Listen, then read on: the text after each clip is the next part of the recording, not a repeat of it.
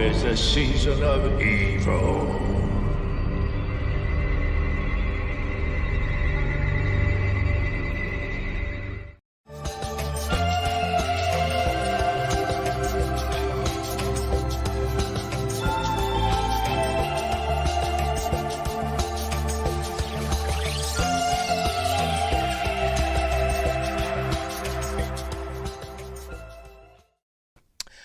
Hey up, it's Steve from Old Yorkshire Geek, and I'm doing a live news stream. It's like the old days. It's not going to be a regular thing, but there were a few news items that I've noticed today that I thought I'll do in the news stream instead of doing separate videos for them.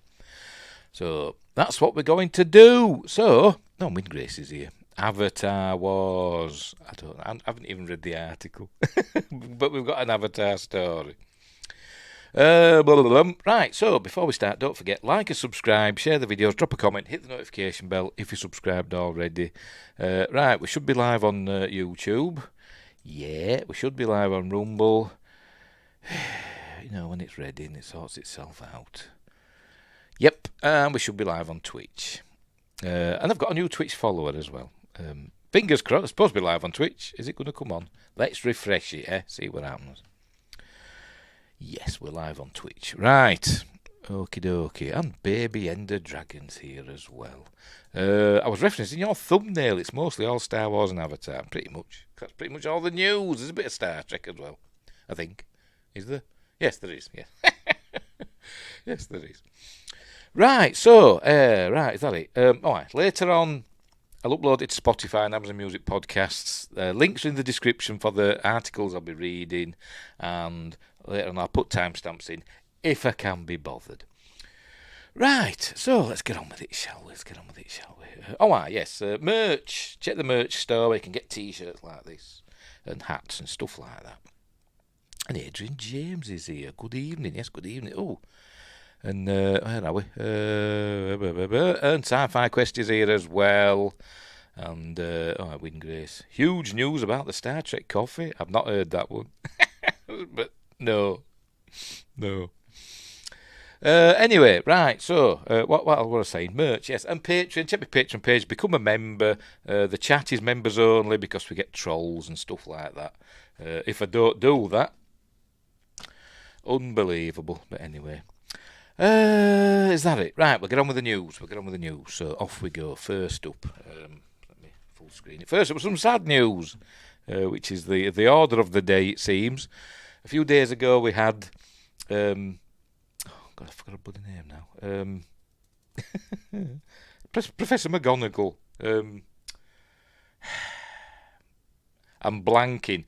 Professor McGonagall passed away, didn't she? A few days ago, and I think yesterday John Amos passed away. Anyway, today's news is Robert Watts, Star Wars and Indiana Jones producer, dies at 86. Not many people knew who he was until the documentaries about Star Wars started coming out, and we saw that he was very hands-on. But anyways, this is from the Hollywood Reporter. Mike Barnes is reporting. Sci-Fi Quest says he'll have a Ractigino. Speaking of coffee, is there a Star Trek coffee thing floating about? I don't know. That is actually one of the flavours. Oh, right, okay. Right. Anyway, Robert Watts, Star Wars and Indiana Jones producer, dies at 86. The London native helped George Lucas get through the first film in the series, then worked on the next two and on the first three Indiana Jones movies. He was the third unit director, wasn't he, on the original Star Wars, he said in that documentary. He filmed stuff like R2 putting his middle leg down and stuff like that. Right, Robert Watts, the British producer and production manager who collaborated with George Lucas on the first three Star Wars films and the first three Indiana Jones movies, has died. He was 86. Watts died Monday in his sleep at his home in East Sussex, England. His rep, Julian Owen, at Alliance Agents, told the Hollywood Reporter. We were with him for a decade, taking him to conventions all over the world where he could connect with fans and talk about his career, Owen said. Watts also worked alongside Indiana Jones director Steven Spielberg on the Spielberg-produced Who Framed Roger Rabbit, 1988, and An American Tail, Fievel Goes West, 1991. Oh, there we go, Sam Strangis dies at 95. He's a $6 million man at CSI, but didn't he also do What it him and his son, or him and his brother, I can't remember, did that War of the Worlds series. I'm sure that were the Strangises, and John Amos as well. For the extremely challenging first Star Wars film, Watts served as production supervisor under production designer John Barry, not the musician John, not the composer John Barry, the production designer John Barry. You'd think he'd stick an initial in or something. And the two travelled to Morocco and Tunisia to scout locations. He then did some third unit directing, as I said. He filmed R2 putting his middle leg down and stuff. Anyway, we were under... oh, excuse me, I'm choking already. Let me have a drink of water. We're live, what the heck. I hate these new bloody lids. They're horrible, aren't they? Who cares if kids choke on them, or swans choke on them, or whatever. They're annoying. I don't mean that, obviously. We were under a great deal of pressure from 20th Century Fox, remember them? Watts recalled in a 2011 interview. Adrian James says it was Julie Andrews' 89th birthday yesterday. Cool for Julie Andrews. You know, I thought she was older than that. But then 89, you know. Anyway. They were under great financial problems themselves and did not believe in the movie. At the time, we were the only Fox movie then shooting anywhere in the world. Their eyes were focused on us, and George was under a great deal of pressure. As a result, so were we all. The film became an overwhelming success, of course. Watts then graduated to associate producer on The Empire Strikes Back 1980. He recommended that his half-brother, Jeremy Bulloch, I didn't know that, portray Boba Fett in that, and was co-producer on Return of the Jedi 1983. Watts was born in London on May 23rd, 1938. His grandfather, Walter Mead, was a screenwriter whose credits included the war film Scott of the Antarctic. Was it a war film? Anyway, 1948, starring John Mills. It was just about Robert Falcon Scott going to the Antarctic. It wasn't a war film, was it? Anyway, after 2 years of national service in Nigeria, Watts got into the movie business as a runner on the comedy A French Mistress 1960. Then spent 2 years as a production manager at Shepperton Studios. Still talking about coffee, aren't you? It's just not prune flavour. A warrior's drink. Got some prune juice in the fridge if you want some. He was a second assistant director on The Man in the Middle, 1964, Roman Polanski's Repulsion, 1965, John Schlesinger's Darling, 1965, and Terence Young's Thunderball, 1965, the James Bond film, obviously. A location manager on Lewis Gilbert's You Only Live Twice, another James Bond film, 1967, and a production manager on Bud Yorkin's Inspector Clouseau, 1968. Stanley Kubrick's 2001: A Space Odyssey, 1968.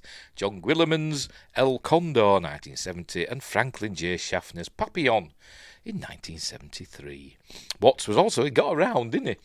Watts was also a production manager on The Wrath of God, 1972, Rita Hayworth's last film, where he first met producer Gary Kurtz, who at the time was preparing American Graffiti with Lucas. 3 years later, Kurtz contacted him about working on Star Wars. Remember when it was just called Star Wars?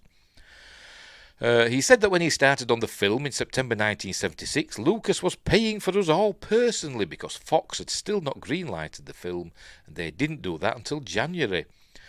On Facebook, set decorator Roger Christian, who won an Oscar for his work on Star Wars and then went on to direct Battlefield Earth, but never mind, wrote that Watts was one of 5 people who really stood by George and our tiny art department to get Star Wars made. Watts' resume also included The Other Side of Midnight, 1977, which, as I remember him saying in the documentary, the only way they could get Star Wars in theatres is if they doubled it up with that film, The Other Side of Midnight. So they included that. That's the only way they could get Star Wars in theatres early on. The Lucas-produced Return to Oz, 1985, which I never liked that. I never liked Return to Oz. But anyway, that's just me. The Frank Marshall directed Alive, 1993. That's the one about the plane crash in the Andes, and they had to resort to cannibalism to survive. And Steven Seagal's On Deadly Ground, 1994. Used to have that on VHS. Used to. I think it got chewed up by the video player, I think. It's where he goes to Alaska or something. It's about oil and all that, isn't it? Anyway, it's an ecological action flick. Anyway, survivors include his children, survivors. Anyway, survivors include Barney, his children Barney, Simon and Liddy, and his former wife Julia. Rhett Bartlett contributed to this report. Well, good old Rhett, and he's got a cool name, whoever Rhett Bartlett is. So there we go, Robert Watts passed away at 86, so that's very sad. As they're going along with Maggie Smith, there we go, remember the name, Maggie Smith and John Amos, and just learned Sam Strangis, or Strangis, is it? How's it pronounced? Strangis, I don't know how you pronounce it. So they're popping the clogs at a steady rate. Right, we'll move on to more jolly things. Fingers crossed. So I'm not messing about tonight. We're gonna fire through these. Right, next one up. Star Wars. Sticking with Star Wars. This one's from Total Film, I think. Here it is. Star Wars actor Giancarlo Esposito teases a trilogy or more of Mandalorian movies, says Emily Garbett. The Mandalorian and Grogu could just be the beginning. I nearly read that bit then. And there he is as Moff Gideon. Not a grand Moff, is he? Just a Moff. So anyway, so there we go. The Mandalorian star, Giancarlo Esposito, it's getting everywhere, isn't he, lately? But anyway, he's a good actor, which is thankful, has revealed that he thinks the Mandalorian and Grogu movie, I wish they'd changed the name of it. It's a bloody awful name, isn't it? It's not going to get people into theatres, is it? Calling it the Mandalorian and Grogu. People, the normies are going to be like, what the hell's this about? Anyway, the Mandalorian and Grogu movie could just be the beginning of a new Star Wars trilogy. As in the MCU, quote, as in the MCU, Disney will figure out how to join all of these characters into one really great movie or TV show. There's already been in TV shows. That's my sense of where it will go, Esposito said during an appearance at DragonCon via Culture Slate. Dave Filoni and Jon Favreau have a new vision, continuing on with the Mandalorian movie. My sense is that it's all going to converge at one point or another, and we're going to have another set of a trilogy or more of films. There we go. This isn't what I saw earlier on Mr. H. Has Mr. H been doing videos or live streams again? I haven't seen it. I've been busy today, so I haven't watched much today on YouTube. What have I been doing? Oh, yes, that's what I've been doing. I've been going downtown and buying Blu-rays. That's what I've been doing. And playing... I can't get a box for it. And playing Lego Star Wars. On my Xbox. Anyway. I forgot where I was now. Esposito plays Moff Gideon in the Disney Plus series, but he hasn't been confirmed to return in the upcoming movie yet, since he died in Season 3, the character, not the actor. Did he die, though? I don't think that was Moff Gideon. I think that was another. I think he was a clone. That's what I think. Anyway, since he died in Season 3, though a surprise return can never be ruled out. As I said, I reckon that was a clone. But we'll see. Pedro Pascal is returning as titular bounty hunter Din Djarin on the big screen, though. Do you reckon it'll be him or just his voice? But with it being a film, they'll get him in, won't they? At least for one scene where he takes his helmet off. I think they will. Did he die too soon? He's going to prison, isn't he, by the looks of it? We'll see. Though, with Sigourney Weaver joining him in an undisclosed role, while showrunner Favreau is in the director's chair. That's not the only new Star Wars movie on the way either. Separate from the Mandalorian verse. No, she isn't. Daisy Ridley is set to return as Rey for a new film. No, she isn't. Set 15 years after the Rise of Skywalker. No, when did they write this? Obviously, they've not seen the news, have they? I forgot the name already. Emily Garbett's not seen the news. It's on indefinite hold, apparently, isn't it? Is the Daisy Ridley film. And as is the... Taika Waititi one as well. Anyway, we'll carry on. We'll soldier on. Directed by Sharmeen Obaid-Chinoy, Peaky Blinders' Stephen Knight is writing the script. No, he isn't. Apparently, has he handed in several scripts and they've all been rejected? I'm sure I've seen that somewhere. And Ridley thinks it's a worthwhile addition to the franchise. My thoughts on the... No, he said, that's it. He said, Stephen Knight said he's too busy, essentially, to do Star Wars with his Peaky Blinders, all his other stuff. He's got something like 4 other projects to finish before he gets to Star Wars. Not happening. Where was I? Ridley said, my thoughts on the matter are quite simple. If I didn't think it was a story worth, this is from ages ago. Anyway, it's coming out in May 2026, we'll see, if we're still around, because the world could end before then, with the way it's going. Anyway, but we will see, won't we, what happens. Do you think we'll get a Mandalorian trilogy of movies? I don't know. Windgress says, I heard it was coming in the middle of next year. No, that's Star Wars Legacy. That's not coming. We'll get an announcement about it in mid-2025. South Africa, Xiaomi's movie's been cancelled, I thought. It's been put on indefinite hold, hasn't it? Which means cancelled, doesn't it? That's shorthand for or longhand for cancelled. Isn't it? Really. It's in the same class now as Ryan Johnson's trilogy and Dan and Dave's, I forgot the names, the Game of Thrones chaps, and their trilogy, and Taika Waititi's film, which also is not going to happen by the looks of it. Anyway, so there we go. And the Mandalorian Grogu, has it started filming yet? I don't know, but anyway, you never know, that might not happen. You never know these days, do you? You never know these days. So there we go. If it's a good film, fair enough, do more. But change the title, and, we'll see. They can't call the Mandalorian and Grogu. If it were like the 2000s, the early 2000s, it'd be MNG, wouldn't it? Star Wars, MNG, big, sort of like, big font that spins. Like League of Extraordinary Gentlemen became LXG, this would be MNG. Anyway. Wingrace says, except if they say it's on indefinite hold, they can still promote it and use it as a resume boost. Yes, it's still in development. It's still on the books. I'll turn it into a Rebel Moon spin-off. That's Sci-Fi Quest's favourite film series, by the way. Despite what he says. Right, let's move on. What's next? I think we're talking John Williams next, Yes. This one's from Empire. Oddly enough, not the Galactic Empire, the magazine Empire. Star Wars, Man and Goo.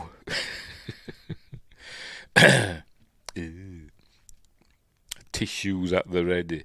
Right, music by John Williams trailer. Disney Plus documentary charts the Star Wars composer's life and career. And there's a great man himself, John Williams. Says Jordan King. Right, music is enough for a lifetime, but a lifetime is not enough for music, so says legendary composer John Williams in the first trailer for the aptly titled Music by John Williams. He used to go by, the old, when he was first starting out, he used to be Johnny Williams, didn't he, apparently? Disney Plus's upcoming Soup to Nuts documentary. What the hell does that mean? What the hell does Soup to Nuts mean? I've never heard that phrase before. Soup to nuts. That happens when you spill it, doesn't it? Me nuts. I don't understand that.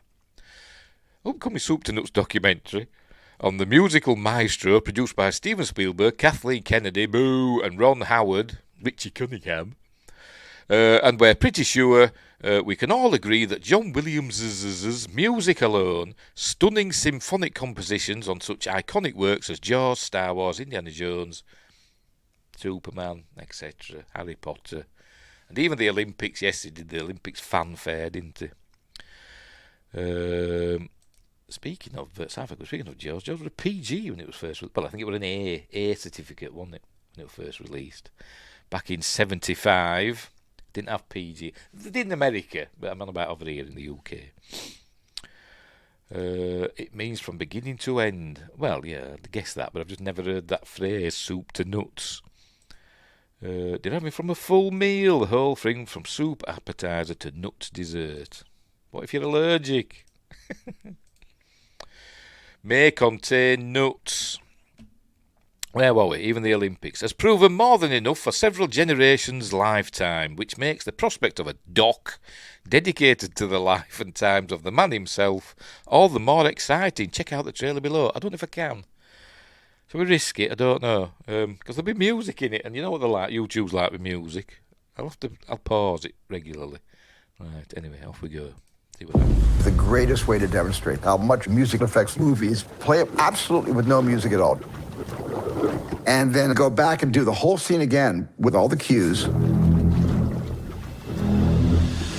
And you'll recognize the absolute brilliance of John Williams. The minute John raises his baton and plays the first theme, you just go, oh my God, here's another one. Star Wars basically would not be Star Wars without Johnny Williams' music.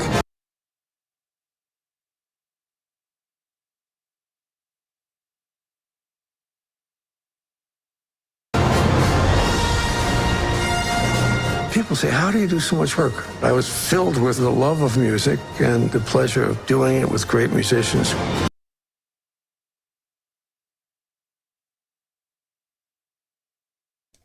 Yes, sorry, I was muted. Yes, I muted it, so I don't know. I don't know if it'd echo, you see. Shall I see what happens? If it echoes, tell me, and I press play again. Yes, you can hear me now. I'm unmuted now, yes. After he does music for my movie, I start to see my movie in his way. The first thing I played for Stephen on this piano... Is it echoing? If it's echoing, I'll mute myself again. Let me know before I press play again.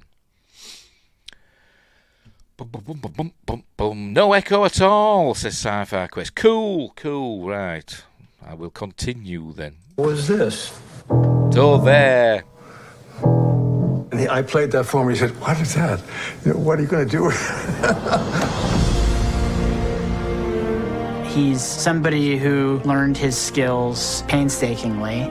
I think people should see somebody who has worked alone in a room for 60 plus years. There's a lot of sacrifices, and I think that he... Just pause it again. Because they play music. I bet it's already done. I bet it says something. I bet it does. I know, it doesn't say anything yet, but I bet we do get a claim. He expresses himself through music. Music for a musician is like breathing. It supports us, sustains us, gives us energy. The fact that the same man wrote music for Star Wars, The Olympics, Poseidon Adventure, and Earth... Star Wars, the Olympics, the Poseidon Adventure. I hate it when, like, documentaries and stuff take comments and quotes and, like, stick them together and they sound totally weird. That's from Earthquake, that, isn't it? So, yes, must have done the music for Earthquake as well. Starring Lorne Greene and many other people. Charlton Heston, etc. Quake. He always finds a way to tap into the essence of what makes it moving or meaningful. the main reason I think it's important to celebrate him is just to say thank you for... How old is John Williams? I'm from his late 80s. Yeah, I think it might be in his 90s now, to be completely honest. Let's have a look. John Williams. He is 92. Born on 8th of February 1932. So he's 92 is John Williams. There we go. 92. that amount of joy. He's always in a process of discovery. He finds a whole new way of telling the story musically each time. It's the purest form of art I've ever experienced from any human being. Got to keep pausing it. Oh dear. Right. Music is enough for a lifetime, but a lifetime is not enough for music.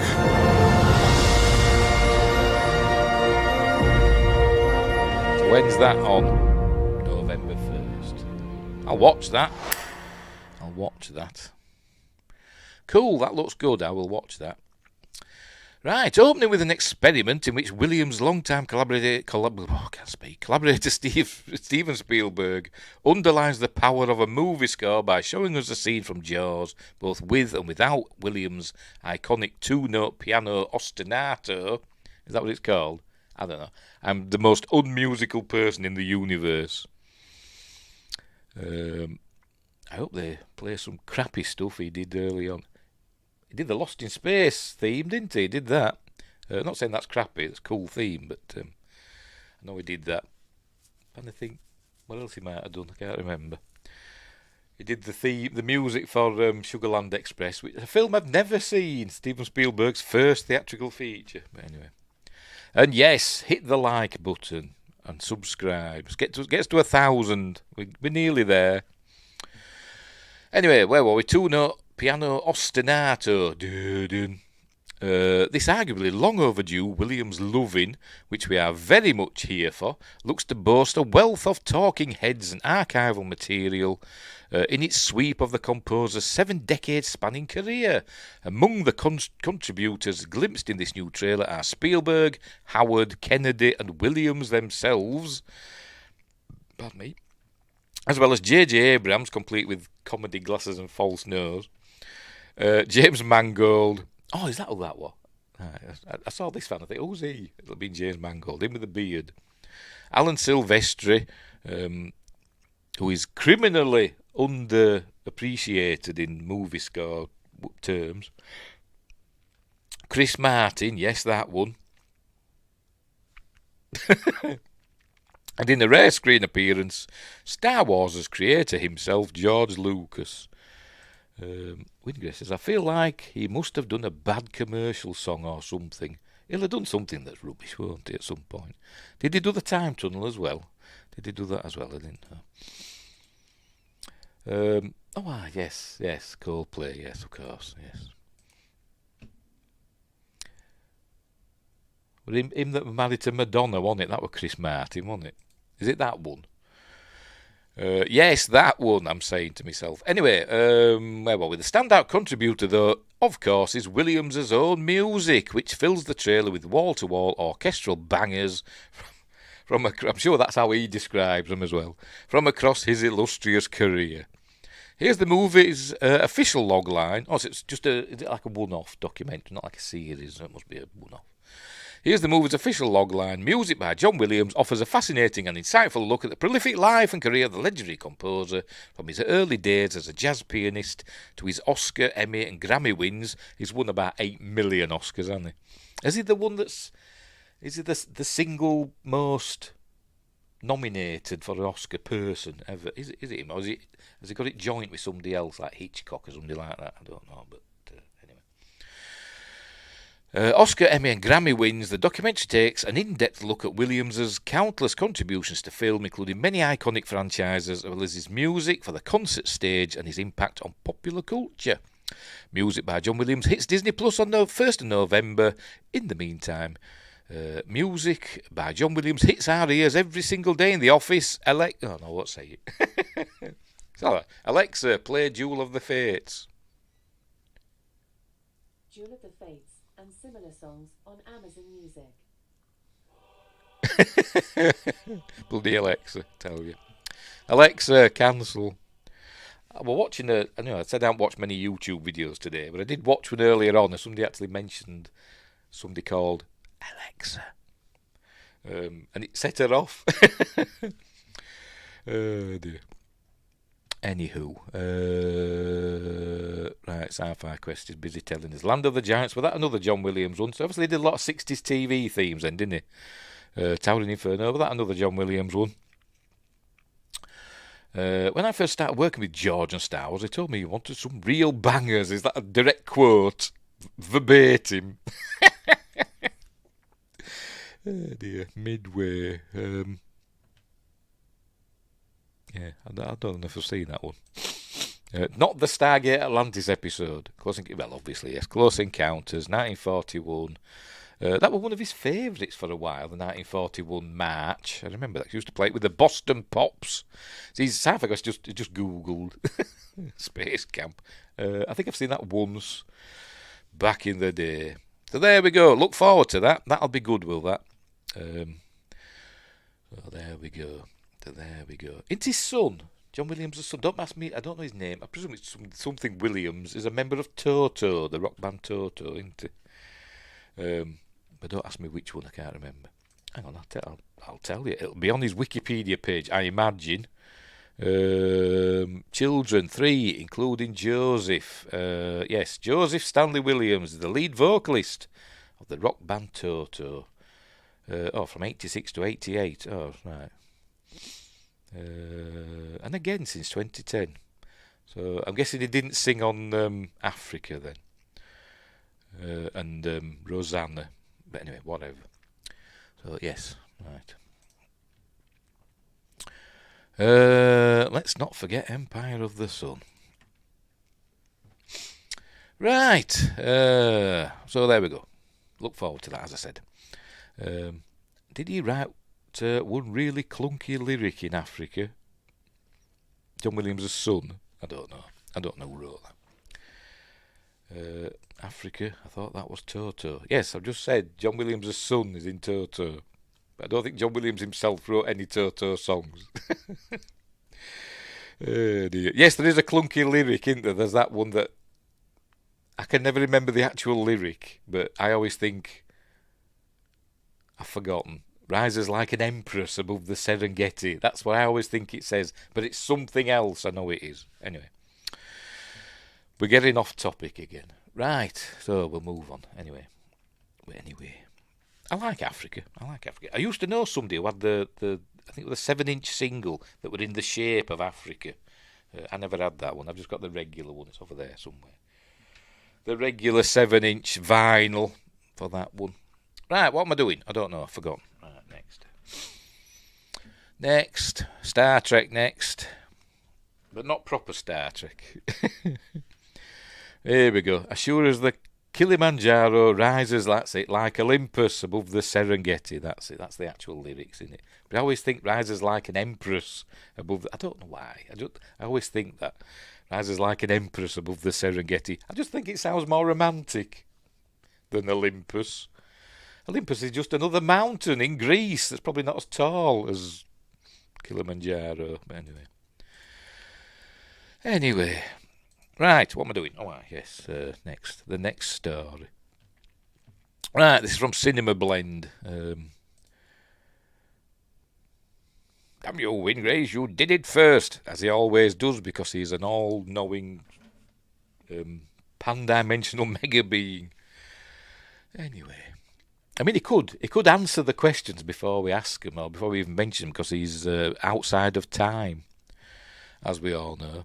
Anyway, Zachary Quinto was asked about whether there's a cut-off for doing Star Trek 4, and I love his response, says Mick Jost. The Spock actor shared his perspective on it all. On it all. There he is as Spock, probably about to get angry if you mention his mum. God, I hate them films. Apart from Beyond. Beyond were fine. Annoying in places, but mostly okay. But the Enterprise was hideous. It was bloody hideous. Have I got it? Oh no, it's upstairs. There are many upcoming Star Trek projects, and technically the 4th Kelvin movie is one of them. Of course, fans collectively roll their eyes at that because the movie has had so many hang-ups over the years that even the latest news about its development this year didn't get too many people talking. Yes, apparently it's still on the way. I take that back. Chris Pine did say he was confused to hear it was closer to happening, which isn't exactly a vote of confidence. As time goes on, how does Zachary Quinto feel about it happening? Quinto is currently part of the 2024 TV schedule, with his new NBC series Brilliant Minds, spoke to Variety about the possibility that too much time could pass for Star Trek 4 to happen with the Kelvin cast. Specifically, is there a cut-off to when it can be made in his mind? The Spock actor said the following. I'll get to that in a minute. Only JJ era ship I kind of like is the Franklin, and even that isn't great. The Franklin's okay, apart from the bridge window. Stop putting windows on the bridge. Anyway, it shouldn't have had one because it was supposed to be before the timeline shifted, so it shouldn't have had a bridge window, but it did. Anyway, quote, "There's no cut-off. The original cast did movies for decades, well into their 50s, 60s, and beyond. The stories might be different. We might not be running as fast on the other planets, but I think anything's possible, and I think there's nothing more fulfilling as an artist than to come back to something after time has passed and cultivate a relationship with it from a completely different perspective and a completely new point of view." Sci-Fi Quest says, "Tell me Mount Olympus isn't a volcano. Using Google Maps, you can see what looks like the side blew out." Oh, okie dokie. Well, let's have a look then. While we're at it. Mount. I mean, it could be because it is a volcanic area. Santorini and all that. Images. Oh no, maps. We'll look on maps. Right, here we go. Mount Olympus. Where are you? Hang on. It's not a very good... I don't know what I'm looking at. Oh, there we go. It's confusing image. Can't really tell on Google Maps. Just look at photos then. Let's look at photos. No, what are you doing? Go back. That's it. Look at photos. Could be. I don't know. What does it say on Wikipedia? Let's have a read. Mount Olympus. Mount Olympus is an extensive massif near the Thermaic Gulf of the Aegean Sea. Is it volcanic? Let's have a look. It doesn't say, does it? Geology. It's formed from sedimentary rock.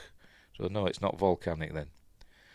So there you go. It's a sedimentary thing. Anyway.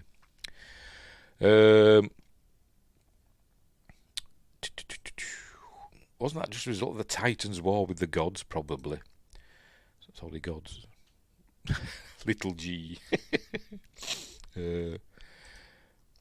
Josh Temple's here. Yay! Never fear, man. Harpoon at the ready. So cool. I'm glad you're here because it shows that because I've made you a moderator and whatever. I forgot the term. You can join in. You can join in on the members only chats. Ray. Cool. I'm happy about that. In fact, I'm elated. Anyway, back to Star Trek. Never mind Mount Olympus, although that could be connected to Star Trek, as in Who Mourns for Adonais? That were Apollo, wasn't it? Who were on Olympus. Rambling again. I forgot the... Oh, yes. Zachary Quinto just said there's no cut-off and they can come back and do films, but they'll just be a bit old. Anyway... he's completely right, and as any Star Trek fan will know, the story is never truly over for the characters. The fourth Kelvin movie can always happen, but it'll be a matter of how the script adapts to find the Enterprise crew down the stretch. Quinto is only 47, and Leonard Nimoy was 55 when he did the fourth original series movie, The Voyage Home, which he also directed. Of course, that's kind of unfair. That's kind of an unfair comparison to make. From 1979 to 1991, there were only about 2 to 3 years between each original series movie. Star Trek Beyond, the third movie in the Kelvin timeline, celebrated its 8th anniversary in July. Is that all? It seems a lot longer than that, doesn't it? Even in the best case scenario, where filming started today, I'd imagine we'd be past the 9-year mark before the movie hits theatres. Oh, I'm well past. Another JJ Trek. Please, no. No, we don't want one, do we? We don't want another JJ Trek. We don't. Actors can be patient, but whether Paramount is willing to wait that long is another story. I don't think Paramount's got much to say in the matter, either. It's Skydance that's working the strings, pulling the strings, whatever the phrase is. Star Trek will return to films on the streaming side with Star Trek Section 31, yeah, but not theatrical. On telly. It's a TV movie, essentially, isn't it? And nobody wants to see it. It looks bloody awful. And he's currently developing a movie for the silver screen centred on the origin story of the Federation. Is that really going to happen, though? Is it just one of these rumours? Has it been officially announced? I don't know. It seems longer because we've had the entirety of Kurtzman era since then. Yeah, pretty much. Yeah. I mean, it's only what was it, 2017 when Star Trek Discovery started. So that's only like 7 years ago, isn't it? It seems like forever, doesn't it? Kurtzman is JJ's protege. Well, he was, wasn't he? He's a bad robot alumnus, isn't he? But apparently they hate each other now. Apparently, I've heard Kurtzman and Abrams. I've heard they don't get on. But he is of that ilk. He's a mystery box, you know. But he's a hack, isn't he? Kurtzman. I don't know how he's got so successful. There's some Crossroads demon work going on there, isn't there? There's definitely. Anyway, or Monkey Paw or something like that. Something's gone on with Kurtzman for all his success. Probably, I'll not say that because he didn't learn very well. If he did, he would have quit New Trek 3 episodes into it. Yes, he would. Yeah. Or he'd have got it going and then, well, he did, didn't he? He went off to do his other things, and then good Star Trek were made while he was doing his other things, and now he's back because his other things failed. Anyway, he's on his way out now, according to Sci-Trek. He might be on his way out. We'll see. We will see. I forgot what we had on now. Right. Assuming those movies find an audience and are hits, what does it mean for the future of Star Trek 4? It might motivate everyone involved to work a little harder on coming together for a movie.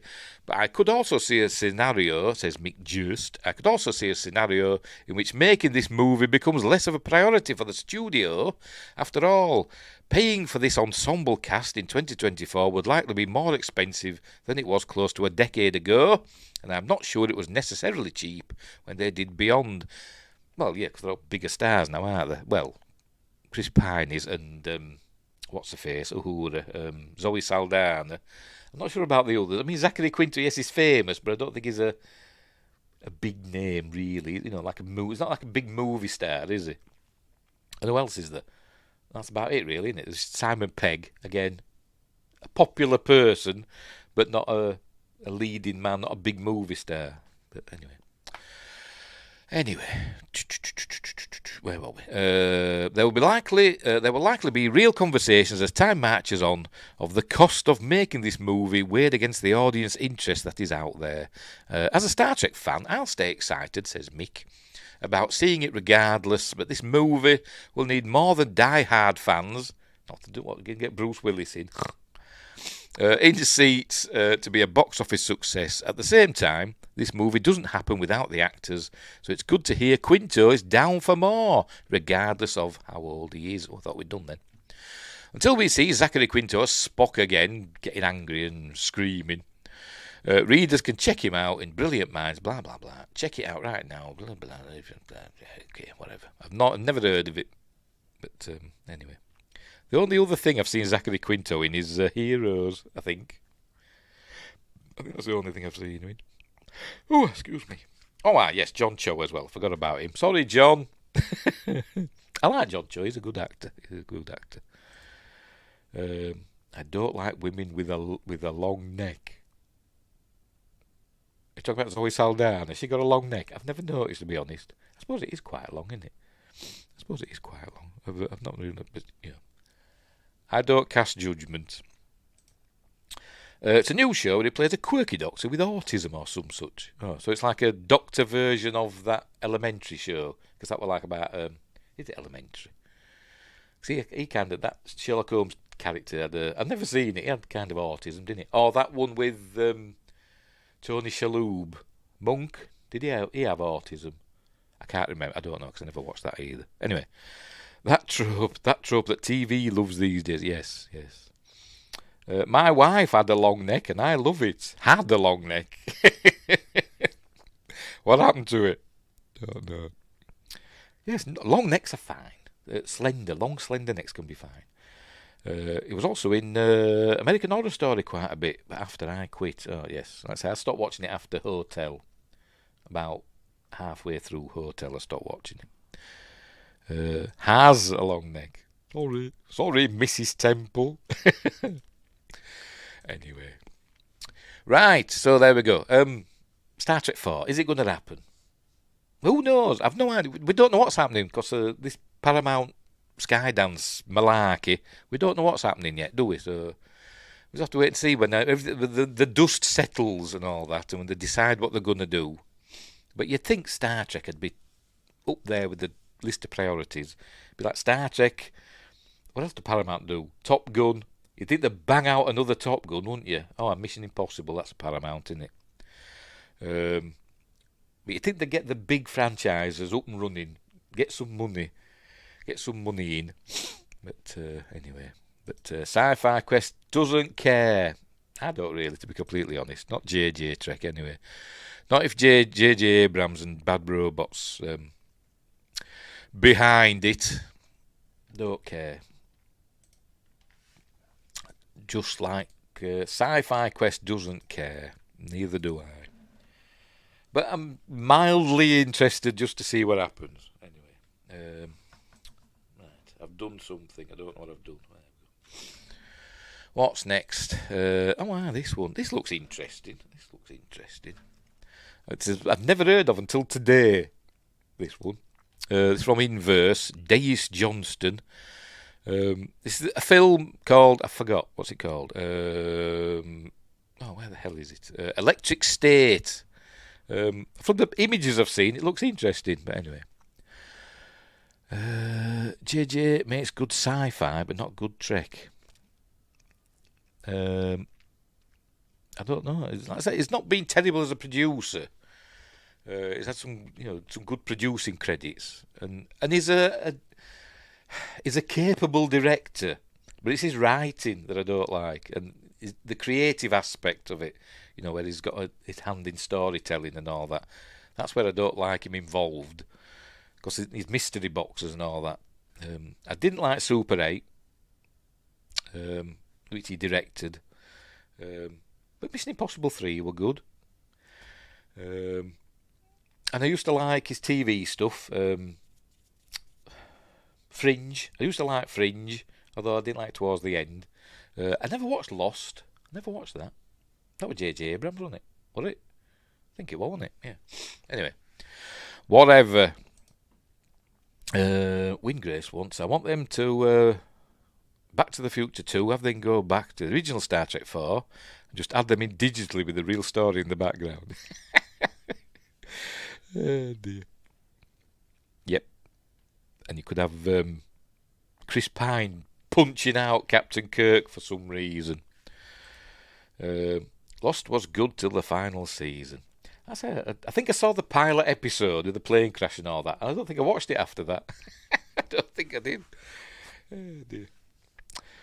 Anyway, but I know all about it, with like a polar bear in it and black smoke and the trapdoor or whatever they call it and stuff like that.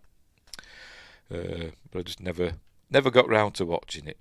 JJ only wrote 3 episodes of Lost. He shouldn't have written any of them and directed 2. I bet he directed the pilot, didn't he? Anyway, this other film, right, we're on about this. Netflix just revealed our first look at its massive new sci-fi movie. It doesn't bode well that their other massive sci-fi movie was Rebel Moon. But anyway. Adrian James says he never saw Lost. No, like I say, I only saw the pilot episode and I didn't continue. Not because I didn't like it. When will they take advantage of the Roddenberry archive? I have no idea. I forgot the name of that company as well that did that thing showing how they got Kirk's remains from Viridian 3. I forgot the name of that company, but should be doing stuff with them, shouldn't they? Right, off we go. Netflix just revealed our first look at its massive new sci-fi movie. Millie Bobby Brown, looking really nice there with long blonde hair. But she does. When she recently, did she get married to John Bon Jovi's son? There were photos of her with long blonde hair, and I was thinking, is it a wig? Because she always had short hair, didn't she, when she was playing 11 and all that, and when she were in Godzilla film, she had short hair, so... Or was it CG hair? I don't know. Anyway. Yes, O-Toy. Yes, O-Toy. That's the name of that company, yes. O-Toy. Sounds like some Chinese... It sounds like some Chinese company that makes rip-off models of like Buzz Lightyear, that kids can choke on and stuff like that, doesn't it? Not like TOYG. That's a genuine, classy company, but not a company. But anyway, Millie Bobby Brown, Chris Pratt in a bad wig, and Mr. Peanut. What's not to love? I'm guessing that's Mr. Peanut. This is another robot next to it. You saw it from the thumbnail. There's a big robot carrying this VW camper van. Anyway, the Russo brothers are in a transitional era after leaving the Marvel Cinematic Universe. Well, they're going back, aren't they? I'm sure I've seen somewhere they're going back. On a high, with back-to-back Avengers movies, the filmmaking team dabbled in creating franchises of their own with Extraction, which are two really good films, and The Grey Man, which I've not seen, both of which premiered on Netflix. But after a brief reprieve, the Russos will return to the mothership for another pair of Avengers adventures, Doomsday and Secret Wars. Yes, they've got to save Marvel. She married Jake this year, I think. On about John Bon Jovi's Sproggit. Right, before that happens, however, the Russos have one more movie in the works, the Netflix original The Electric State. Like their other recent projects, it's not based on a popular IP, but it appears to share some of the epic scale and genre trappings of the MCU. The Electric State is a sci-fi road trip slated for release early next year. We finally have our first glimpse of the movie, and it's set in a sentient robot wasteland that could rival Marvel itself. Why would that rival Marvel? I don't know, but anyway, it kind of gives me Borderlands vibes. But anyway, there she is again, looking nice with blonde hair, I must admit. She's growing up, is our Millie, isn't she? And there's Chris Pratt. Is that a wig? Probably. He looks good as well as some 70s. Looks a bit like Robert Redford, doesn't he? Anyway. The Electric State, based on the 2018 book of the same name by Simon Stallenhag, cool name, is set in an alternate version of 1994 in the wake of a massive conflict between robots and humans. The humans won, and the remaining robots were exiled to an exclusion zone. So it's a bit like Monsters then, that Gareth Edwards film Monsters. But that were like aliens, wasn't it? That were kept in thingamabob in a exclusion zone. Probably divorce in a few years. Probably Hollywood after all. Where were we? Exclusion zone. The movie follows Michelle, Millie Bobby Brown, a young woman who believes a robot holds the secret to finding her long-lost brother. Accompanying her is Keats, Chris Pratt, a veteran who now works as a smuggler, so he's Han Solo, is he? And the construction robot named Herman, voiced by Anthony Mackie, another MCU reference there, because he plays Falcon. I'll not say he plays Captain America, because Steve Rogers is Captain America. As they traverse the robot ghetto, they find a band of robots who want to fight for their rights to party. Damn, I bet they play that. Led by Mr. Peanut, voiced by Woody Harrelson. Yes, this is the actual Planters mascot in marketing robot form. The goofiness of the character choice is very deliberate. The intent was to create complex feelings for you, where it's both funny and tragic at the same time, Joe Russo told Vanity Fair. The mythology, I bet there's let's have a look. I bet there's loads of images. We'll have a look at that in a minute. The mythology behind the film is that robots were created in this world to be pleasing to the eye, to feel non-threatening, to make you love them, to make you smile, to sell you things, to take care of you. So they have a cartoonish aspect to them by design in the movie. And there's an image. See, she looks like she's going to be crying there because he's showing her something. Don't know what it is. Tomb Raider series releases next Thursday. The animated one on Netflix. Don't care. Don't.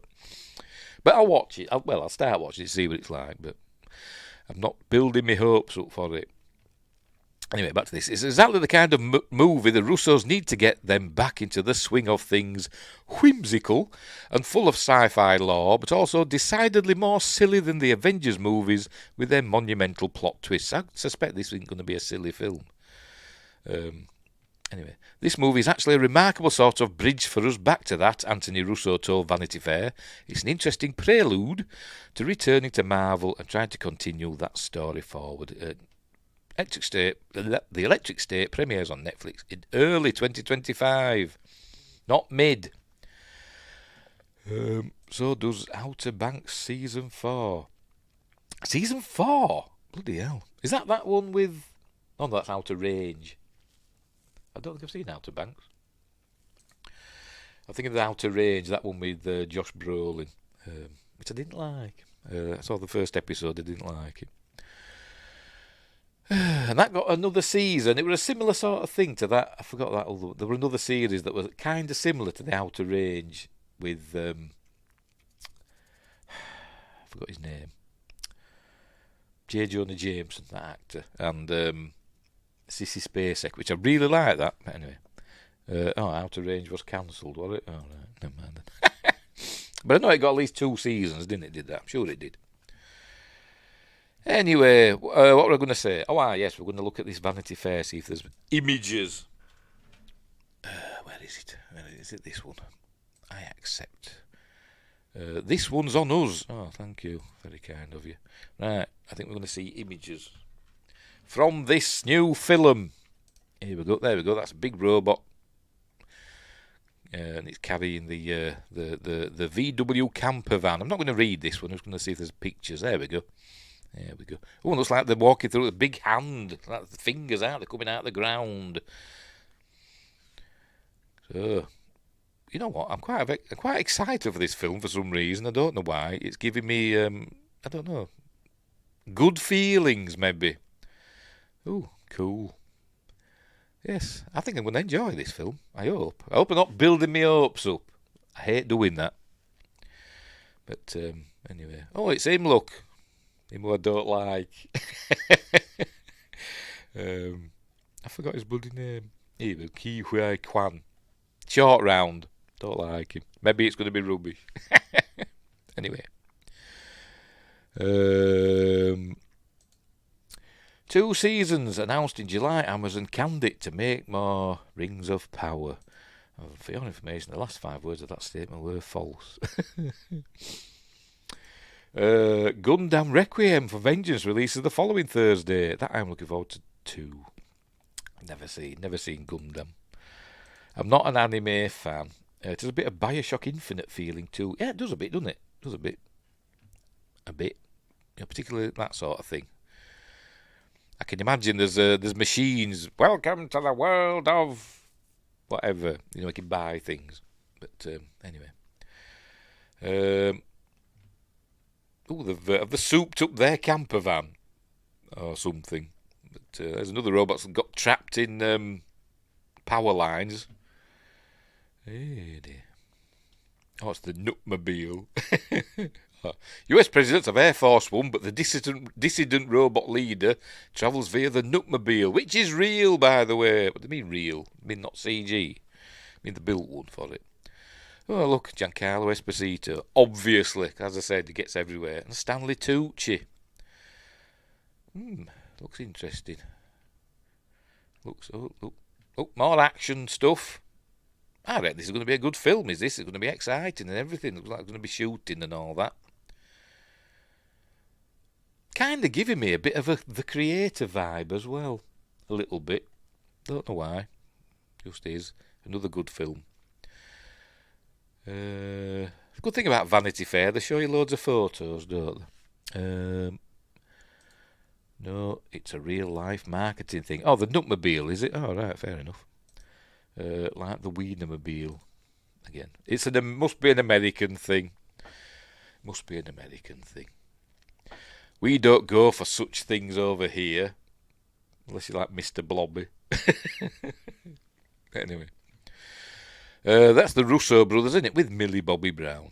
Remarkable progress from remarkable something, it says behind there. Is that it? Oh, there we go. So, yes, I'm looking forward to that. That looks good. I'll put the link for this in the description afterwards. But, yes, I think that'll be good. And I hope I'm not building my hopes up about it. Millie Bobby Brown looks nice with long blonde hair. I'm sorry, she does. She needs to eat a few pies, though. But anyway. So the Nutmobile is like the Aliens APC. They built it in real life.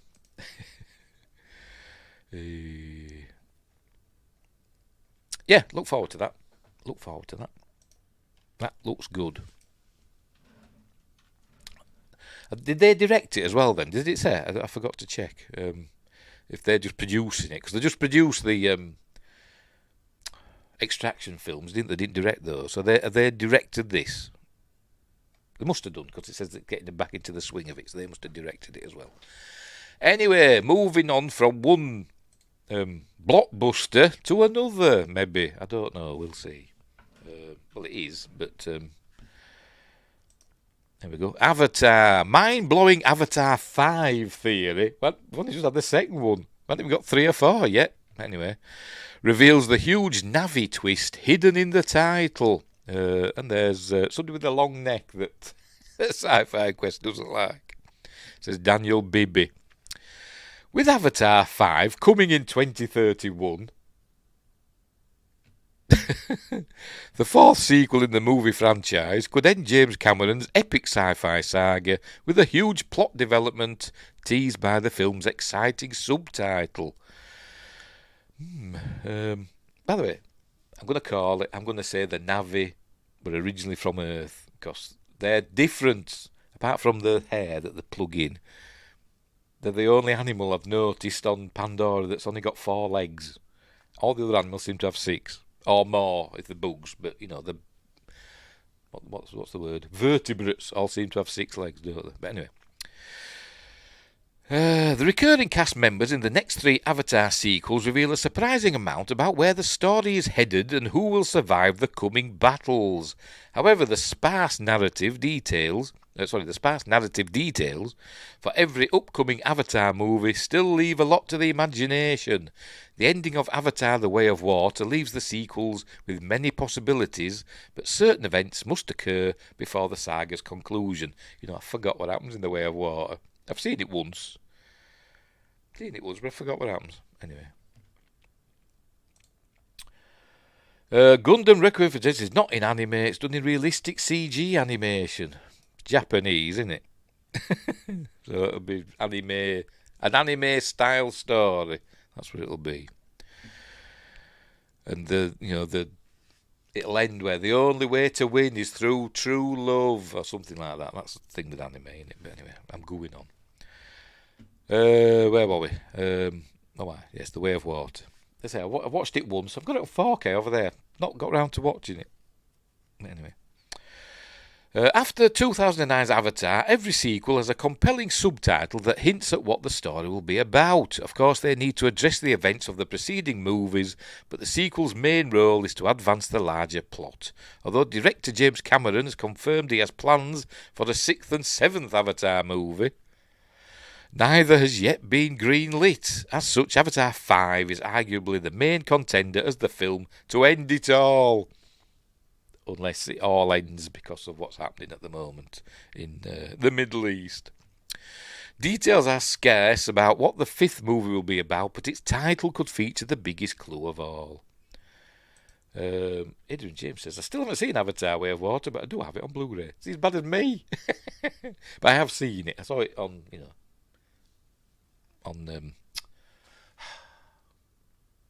streaming. That's what I'm trying to say. I saw it streaming. For God's sake. And I got the 4K Blu-ray and I still haven't got round to watching it.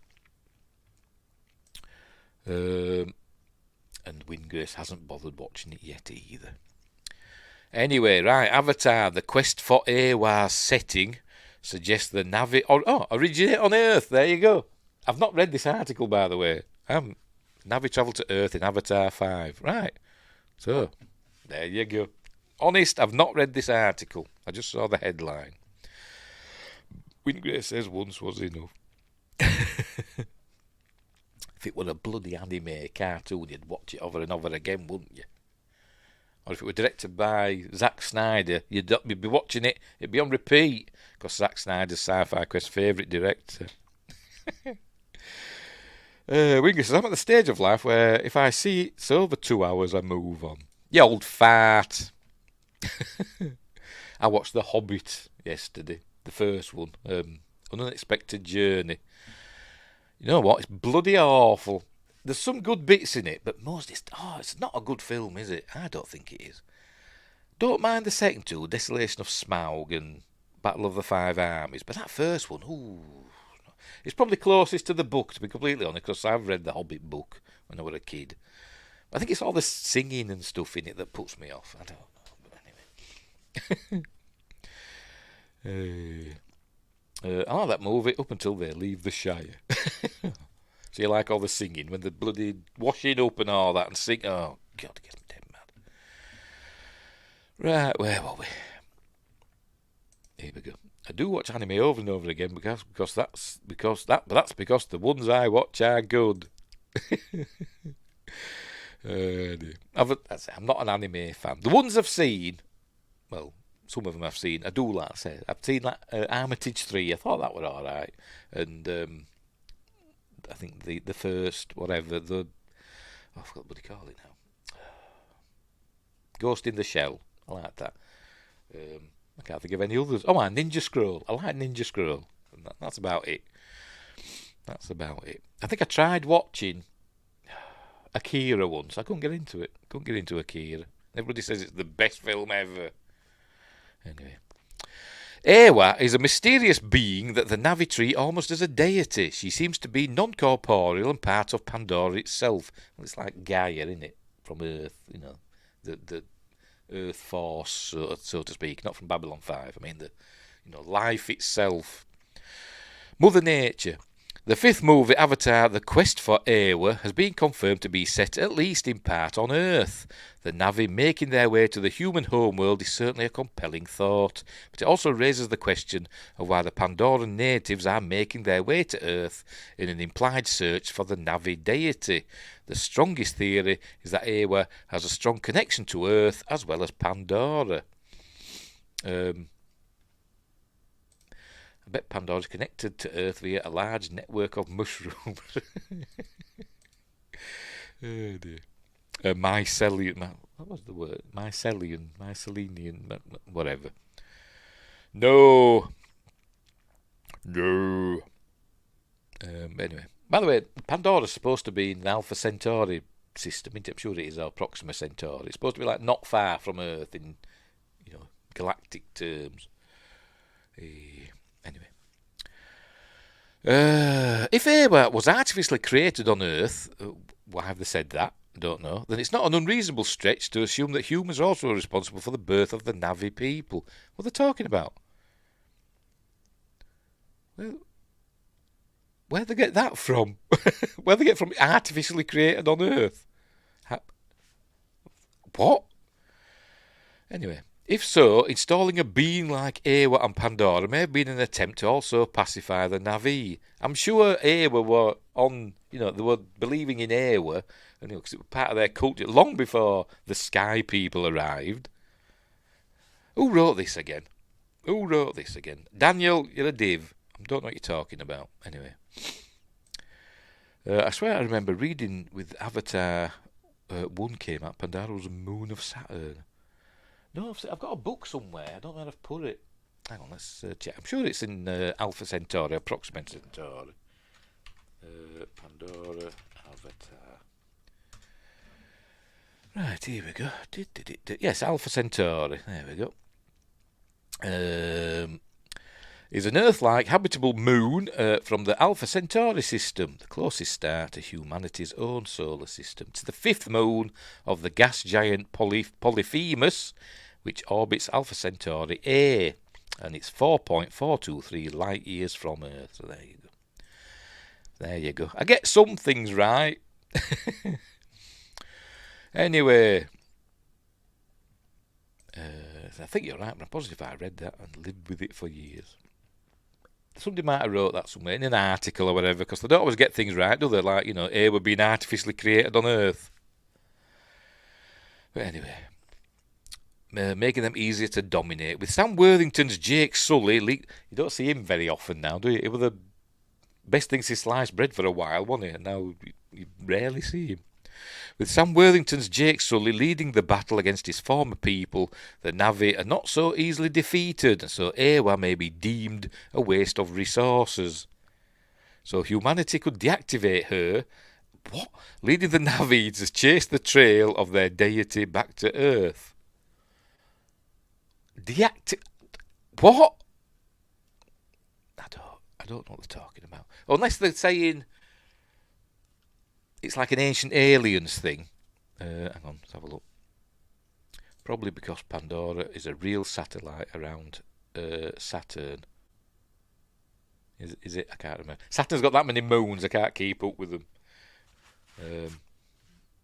Let's check. Pandora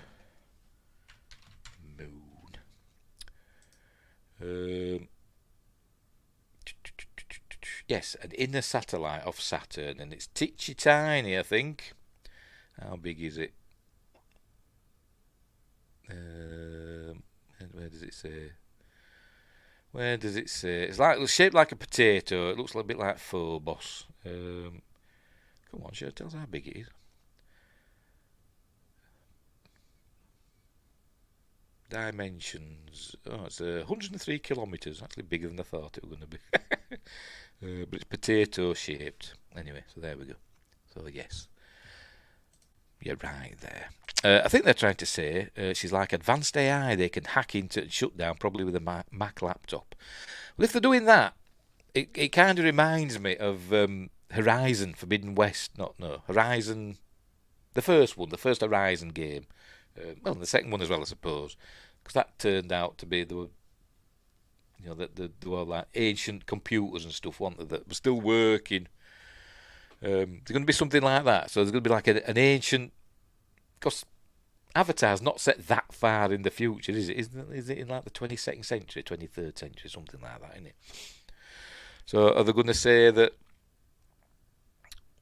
And I imagine the Na'vi have been worshipping Ewa for thousands of years, I imagine. But anyway. So unless there's like some ancient aliens thing going on, somebody from Earth, an advanced civilization from Earth, went to Pandora, terraformed it with this Ewa thing, set up an atmospheric processor, essentially. Ewa's the control system for the atmospheric processor, because Pandora is really LV-426. I don't know. Anyway, so let's see what he carries on with. Anyway, they've got some images. Oh, these are from Way of Water, aren't they? That's showing Colonel Quaritch. I do like the Avatar films, I must admit. People say they're crap, but I think they're entertaining. Anyway, in the world of Avatar, humanity is incredibly advanced. Oh, there we go. By the time of the mid-22nd century, interstellar travel is no longer a thing of science fiction. But it's not exactly warp speed, is it? It takes them a long time to get there.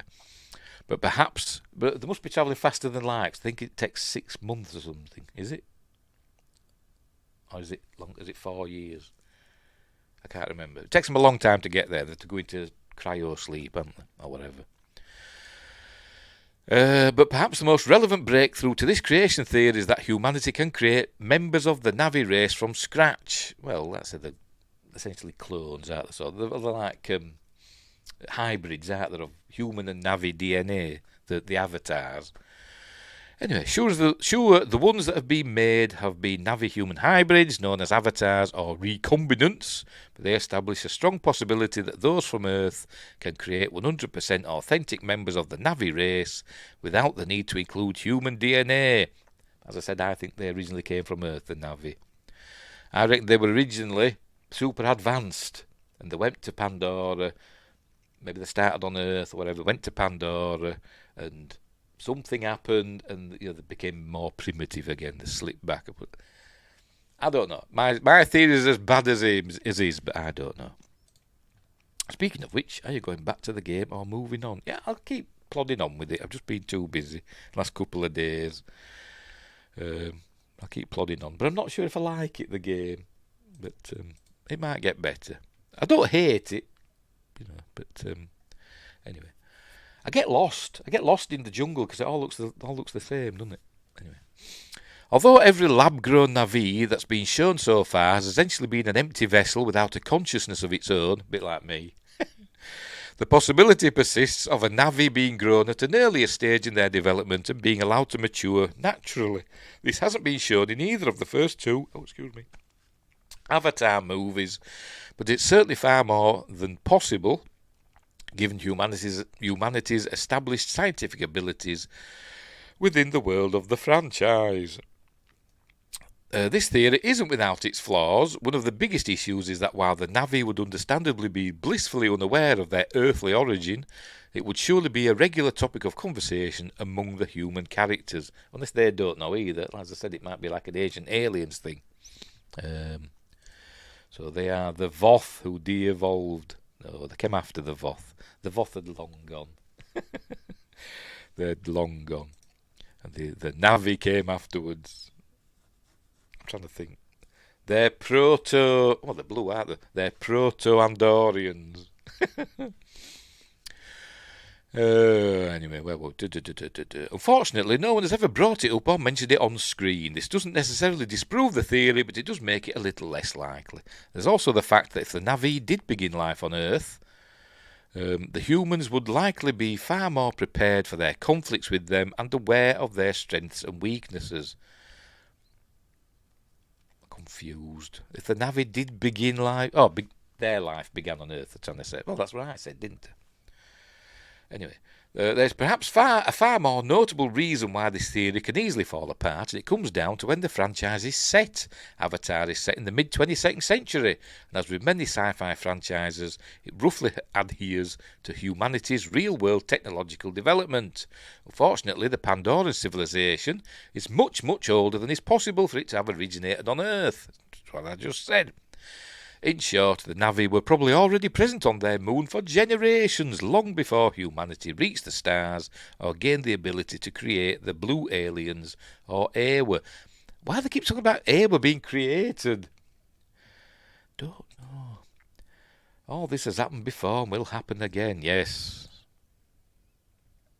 What was that off? Was that Battlestar Galactica? I think it was, wasn't it?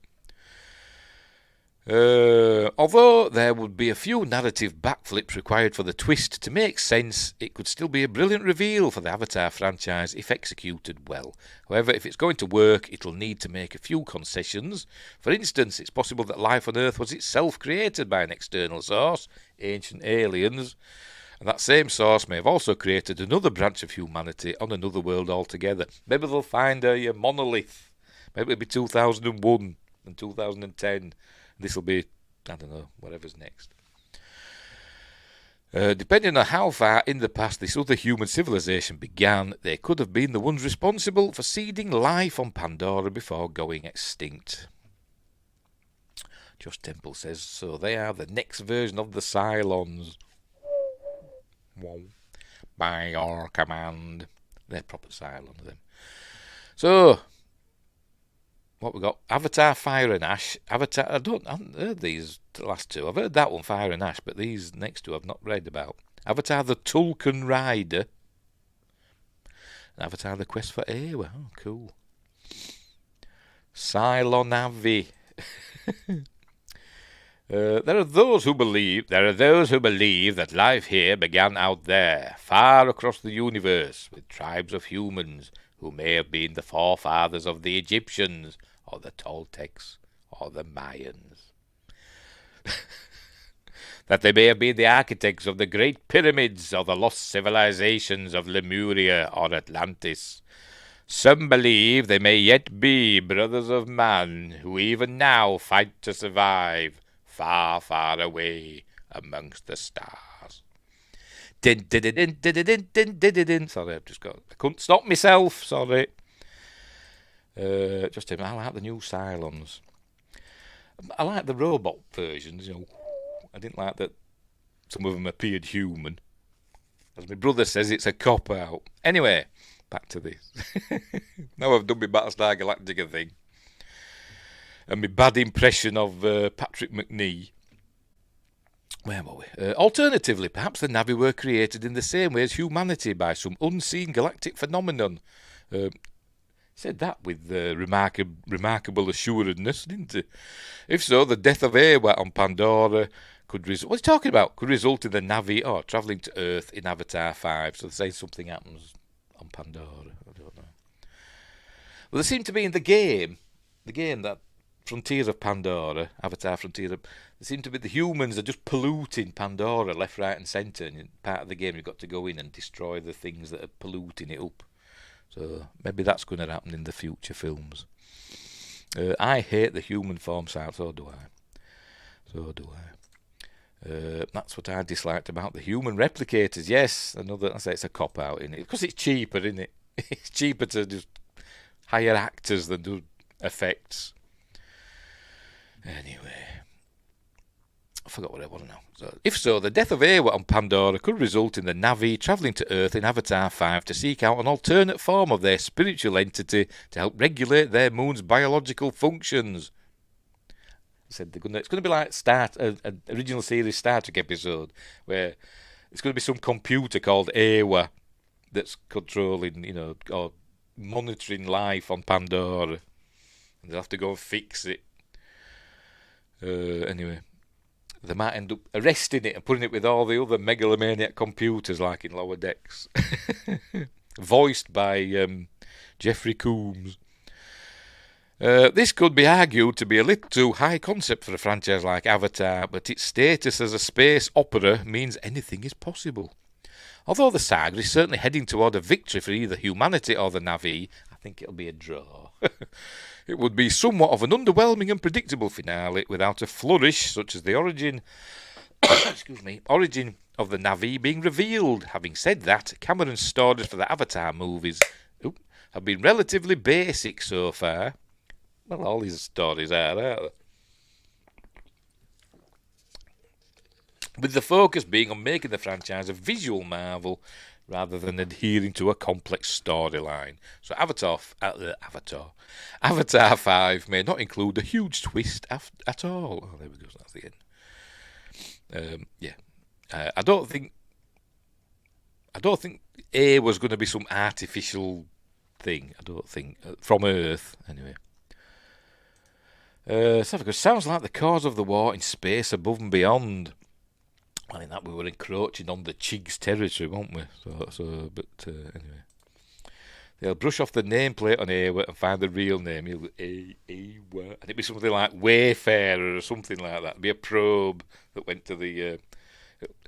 it won't be Voyager, will it? Vagina. Sorry, that's a joke. Those bloody EU bottle caps, yes. Bloody things. I want Space Above and Beyond remake, yes, or a continuation at least. Maybe a bit late, wouldn't it? But yes, it was a good Space Above and Beyond. Ended on a blooming cliffhanger as well, and it got cancelled. Unbelievable. And Firefly, I don't think that's going to happen, is it? But we got a nice ending, I suppose, with Serenity, didn't we? But anyway, hell yeah, Sci-Fi Quest agrees. So there we go. So anyway, let's say I don't think A was going to be some computer or anything, but I think we're going to find. I think the Na'vi originated on Earth somehow. Maybe they evolved there and moved, became advanced and moved to Pandora, or were moved. So maybe there is computers, ancient alien computers involved. I don't know. We'll have to see, won't we? I suppose it depends what James Cameron's mood's in when he writes it, and if he's watching Ancient Aliens or Y-Files or stuff like that. I don't know. Or it'll be like Futurama, where a space probe collided with God and merged into one being. As I said, I still haven't got round to watching Futurama yet. I'll have to get to it. They're talking about a Firefly series, but not having Serenity. Well, there could be lots of different stories in that sort of like universe or in that solar system where they all live. Doesn't all have to be about Malcolm Reynolds and his crew, does it? So it could become a franchise. The Na'vi were descended from the navigators of an ancient exploratory mission, possible a future one that was sent into the distant past. See, you just made that up, have you read it somewhere? Because that sounds good. Why they're called the Navigators. So there you go. They're trying to do that, aren't they, with Skywalkers in Star Wars, saying that Skywalkers could travel. A bit like in, the ones that could navigate the hyperspace lanes. A bit like, Thingamabob, Wing Commander with the Pilgrims. They could navigate through space, couldn't they? But anyway. Is that the one that crashed looking at daisies? Oh, you're on about in Futurama. Anyway. Anyway, I'm going to have to get round to watching Futurama again. I used to watch it early on, and then I stopped watching it. I think it got cancelled, and that one of the times it got cancelled, and I stopped watching it and didn't watch it again. I'm going to have to catch up with it. But yes, that's a really good idea, that Win Grace. That ancient exploratory mission. I don't know about the time travel thing, but anyway, we'll see. I wouldn't be surprised if there does end up being a big computer, and AY is a big computer somewhere. They'll find a big home tree, but it's not a tree, it's a big computer.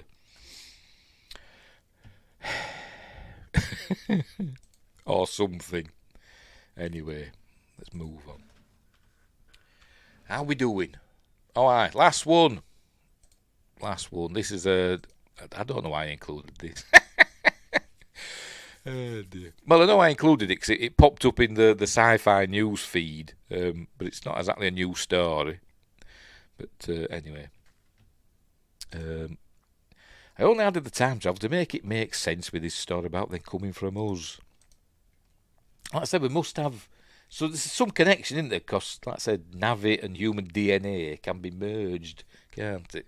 So there is some connection somewhere. That's why I think they originated on Earth. And anyway, we will see what we will see. Maybe there is a time travel aspect to it. I don't know, but we'll see in his future films if he brings it into it. Maybe something like Ewa or something exists outside of time. And when they become one with Ewa, they can see the past and the future, a bit like the prophets, the major prophets. But anyway. We will see. Anyway, last story is not really a story. It's just something I saw that were interesting. I thought it were interesting. Because I'm old. Here we go. Stylophone Theremin Now Available. This is an old story, but raise your hands in the air, and there it is. The Stylophone Theremin. Remember the old stylophone that had the keys and used to use like a metal pen and go. You know, they used to do that. And I always wanted one, and I never got one. Anunnaki could also be into Navi, I get. Well, yeah. Avatar is the future result of Terra Nova. Another thing that only lasted one season. But that was dinosaur times, wasn't it? They became the Voth from Star Trek. Anyway, back in January. Says whoever wrote this, I don't know who wrote it, Adam Douglas. We told you about the upcoming Dubrek Stylophone Theremin, a unique take on the classic electronic musical instrument. It looks like a whole lot of fun with both traditional antenna and non-traditional pitch slider, along with the Stylophone CPM DS2 drone synth. It shows that Dubrek is actively looking to expand its catalogue, and that's all it says. Oh no, it doesn't. It's just showing that again. What is a theremin? We know what a theremin is, where you go with things. There you go, it shows you what you do with it. But there's a video. Hang on, let me find it. Bear with me. Here we go. Introducing the Stylophone pitch theremin. Have a listen. I don't know how loud it'll be. We'll see.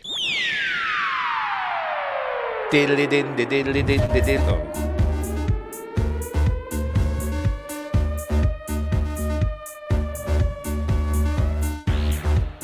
You could do Forbidden Planet music.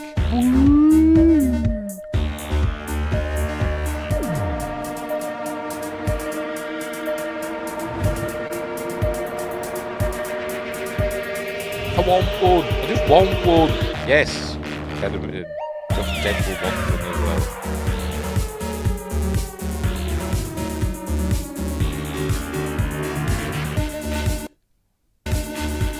What happening then?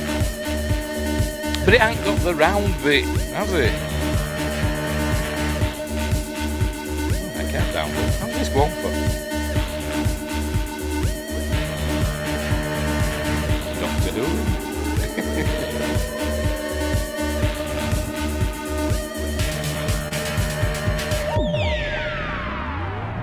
No theremin experience required.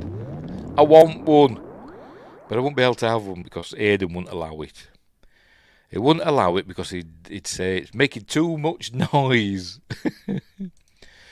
Windgrace wants a Theramax, yes, because we've got to max out on everything, haven't we? Or Thera, or there. Thera sounds like a medical thing. Or a Greek goddess. Thera.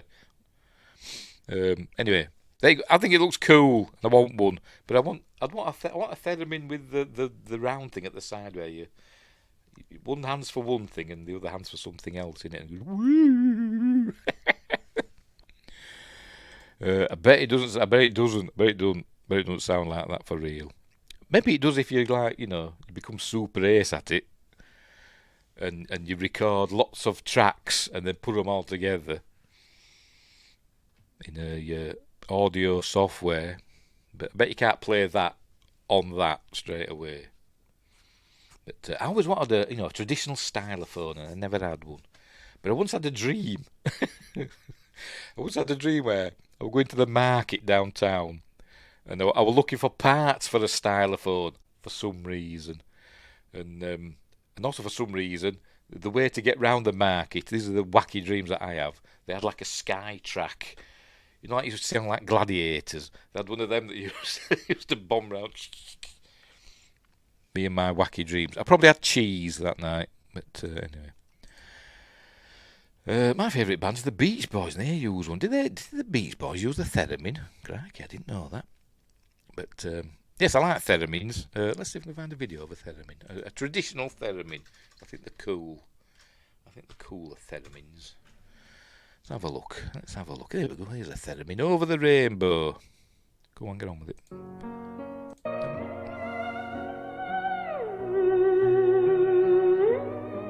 I want one. I won't be able to play it. I mean, I've got loads of instruments and I can't play them. I'm not musically inclined whatsoever. Anyway, I'll stop that. Yes, good vibrate, yes. I never thought of it being a theremin. I always thought of it just being a synthesizer or something, but cool. Sounds like a top instrument from Buck Rogers, yes, or Doctor Who, or the Tomorrow People. Anyway, we'll leave it there. We're done and dusted. I just thought I'd do a live news stream for a change. Because there's a few articles to look at. But might do another next week, might not. I don't know. We'll see. We'll see how we go. Right. So we're all done and dusted. We'll leave it there. What's coming up next? Friday. It's all sticky. I've got this from the second-hand shop today. From they buy second-hand DVDs and Blu-rays, and it had a sticker on it saying the price, and it's all sticky on it. Yes. Anyway, Friday, Point with Fear, Evil Dead, the first one, the Evil Dead from 1981, and so there we go. So that's what we're watching. I got Evil Dead trilogy, £12 from CEX. I was going to get it brand new. Off Amazon, but they weren't going to deliver it in time. So I went downtown and they had it there. Anywho, Josh Temple's very glad that I did a live stream. Yes, I am now, because I found out that you can join in even though you're not a member. Because I made you a moderator. Triple feature. No, I'm not doing all three. And then on Monday, I might do a sketch time on Sunday. It depends how I feel, we'll see.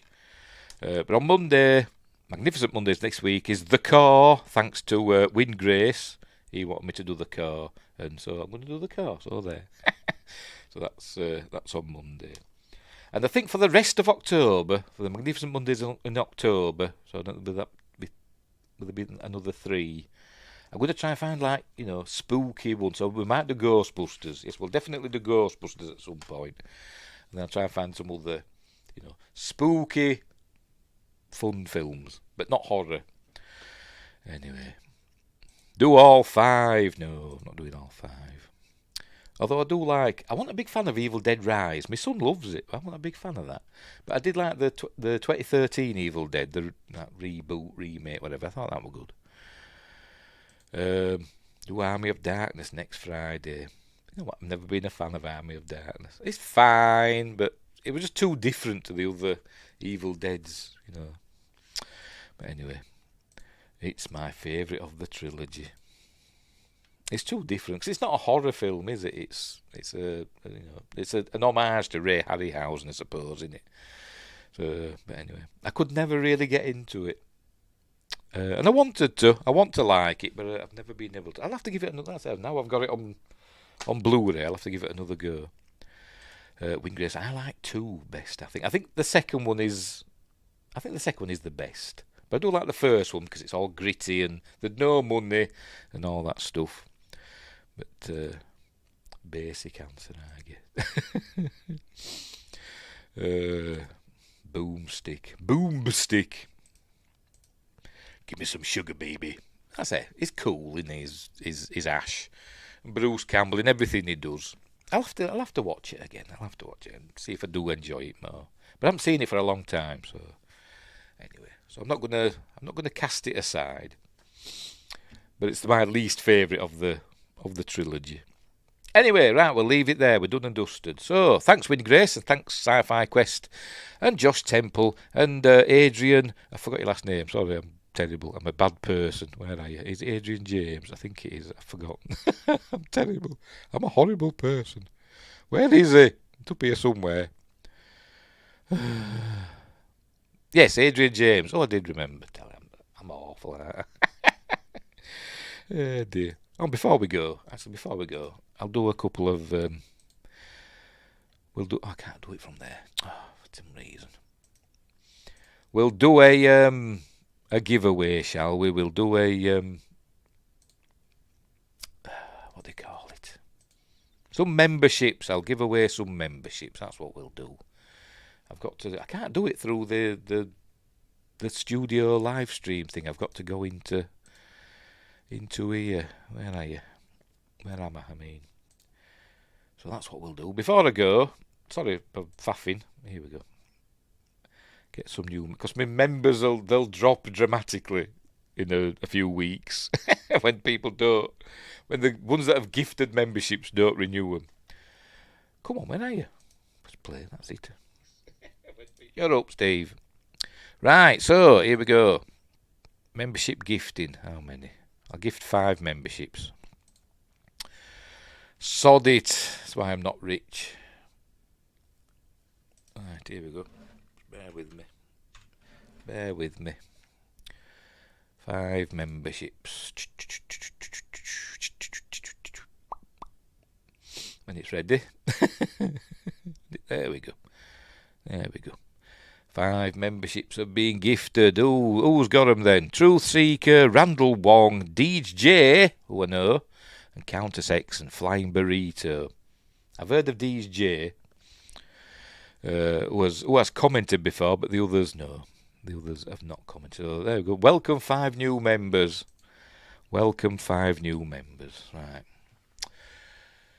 Right, so we'll leave it there on that note in a super generous me. Right, so thanks for watching. Oh, hang on. I better note the J he'll be called Josh. Everybody's called Josh. Yeah, that's the big conspiracy, that everybody's called Josh. That's why I know we live in a simulation, because, why would everybody be called Josh? Anyway, thanks for watching. And wherever you are, look after each other. And until next time, I'll see thee.